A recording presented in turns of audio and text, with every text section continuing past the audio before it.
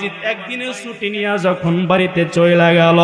বাড়িতে যাই আমার দরজার সামনে দাঁড়াইয়া আস্তে কইরা সালাম দিয়া ডাক দিয়া কই, মা আমি তোমার সন্তান বাইজিৎ দরজার সামনে দাঁড়ানো, ও মা দরজা খুলিয়া দাও, আজ থেকে অনেক দিন হয়ে গেছে তোমার আমি মুখটা দেখতে পারি না, মা আমি তোমার মুখটা দেখার জন্য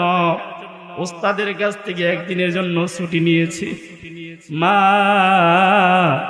একটু আমার সামনে আসো, আমি তোমার দেখাই চইলা যাব।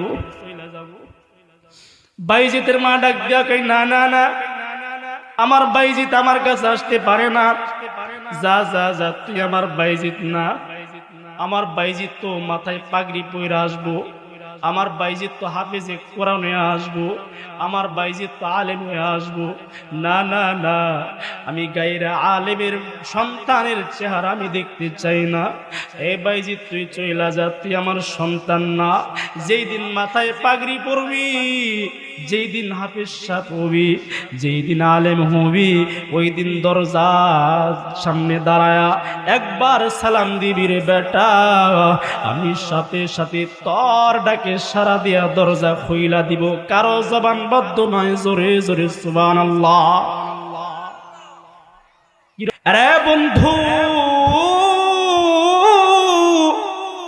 বাইজিদ বুস্তামি রহমাতুল্লাহি রাব্বা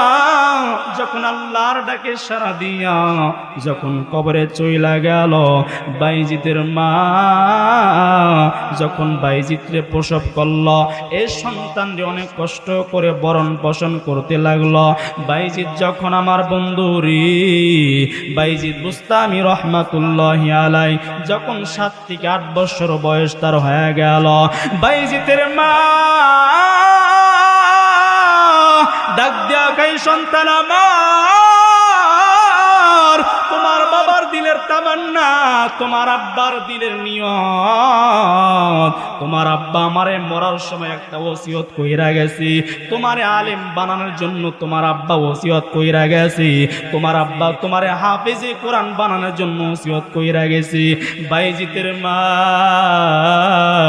চোখের পানি ছেড়ে দিয়া ডাক দিয়া কই, বাইজিৎ রে, তুমি কি তোমার আব্বার ওসিয়তটা আদায় করতে পারবা না? বাইজিৎ ডাক দিয়া কই, মা গো,